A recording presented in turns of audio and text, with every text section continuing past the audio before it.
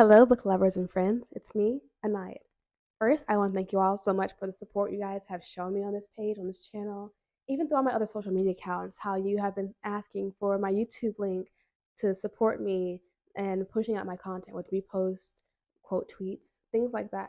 I really appreciate it so much. You guys don't know how much that means to me. This is a lot for me personally, but I'm glad I'm taking the initiative to step out of my comfort zone and reach my audience on a different platform in a different way. Today, I wanted to go over my writing process, from start to finish, from that spark of my idea to, hey, it's a book now. So let's get started with that. So, as I mentioned, it starts with that spontaneous idea. The first step is to jot it down immediately. Do not wait. Do not say, I'll get to it in the morning or let me do it after this. It's an immediate reaction that needs to be written down, typed out, something so it doesn't run away. And they like running. Those ideas, I feel like I've had like seven that's like been so like, oh, this is it, this is it. And then I'm like half asleep, like, falling asleep while writing it. And I don't understand what I wrote or how that's supposed to, 1 plus 1 equals 2 at that point. And it's frustrating. So jot it down immediately. These ideas can come from dreams, things that you see in real life, songs, quotes, things like that. Inspiration happens at any point of time at any given day. The next step in my process is called free web. And basically, it's any and all ideas I have for this book, jot it down. It doesn't matter if it's in order, if it makes too much sense, even if it's not even going to be included, just things that spark it, ideas about what I want to happen from beginning to end. No chronological order for anything, just put it all down on paper and go from there. And after everything's down and out, the next step would be to categorize it by BME, which is my beginning, middle, and end categories for the story. And that's when I actually do a little rough outline. All the B categories, I put them all together. All the M categories, put them together, and so on. And then I put them in chronological order of what I want to happen, things that make the most sense too. That's how my rough outline starts. And then I go in for a full outline, which is a chapter by chapter analysis of what's supposed to happen in this chapter, what I hope to accomplish, and eventually how it's going to end and be important to the entire grand scheme of the book. Then comes the fun part, the first draft, that 000 word document that somehow gets to like 50, 60, even 70,000 on the first draft sometimes for me. Most of that is filled with little brackets. It says insert scenery here, insert emotion here, describe this here, because I hate scenery. I really couldn't care less how that mountain looks in the background. It does little to nothing for me. I also have to learn how to add conceptualization or memories or references for the characters to go back to introspect on. As someone with more of a screenwriting background, I have a lot of filling in the blank to do. And basically, the first draft is basically a point 0.5 draft, which I'm not mad about. I get better as I go on, and I know how much to add or not add or things that make it easier in the long run. So that's my first draft, and that takes around maybe 3 to 5 months, depending how busy my life schedule is and how much I procrastinate. Next is my 1.5 to 2 draft, my second draft, basically. And that's where I just go back and fill in those blanks. Those brackets get filled in. Oftentimes, I don't write out the scenery in the first draft because it's a distraction and because, like I said mentioned before, I don't like doing them. But now that I have enough time to focus on that one scene, I can actually add the imagery, make sure it's consistent throughout the chapters, and keep the readers engulfed in the setting, the scenery.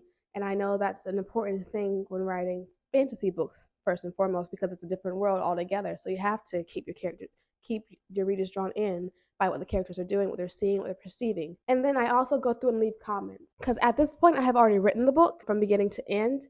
I can comment here, oh, foreshadow this part a little bit more because it's important later on. Or this doesn't pop up again later on in the books. Leave a comment about this or something. Or I find it towards the end and I say, hey, scatter this in some more earlier. And I just leave the notes for myself, and then I go away for a month, maybe a month and a half. Leave the book alone, let it sit, let it marinate, and let it be by itself for a while. It needs to be independent from me for a while. The next step in my process is to come back and reread everything as it is right now. Because at this point, maybe in between those months, I've been on my Pinterest page reading about editing, reading about story arcs, character arcs, plot development points, or just some general writing knowledge books, or getting some advice from other authors on how they would do something. And even just finding motivation from just reading stories like, oh, that scene was really well. I probably should do harder on my work when it comes to writing sceneries to really paint the picture and get the readers engrossed like this author has done for me. So I would usually reread, either add more comments, and then view the comments that are already currently existing there and prioritize them first and foremost. And then I edit.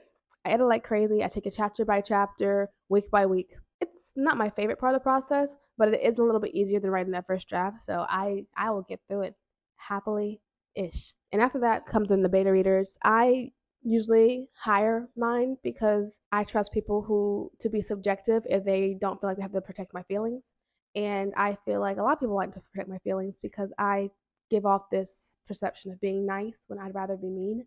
And no one understands that except other people who are getting paid to be mean to me. That sounded like terrible advice. But then it's time to implement feedback. I don't get more than 5 beta readers because I need, make sure it's an odd number. That way, if there's like 2 on this side, 2 on that side, that third one is a tiebreaker. And I take in relevant information, things I just like, oh, they probably didn't understand this as fully as I intended it to. I can elaborate on it a bit more, or they're completely out of the ballpark for what I expected this to go.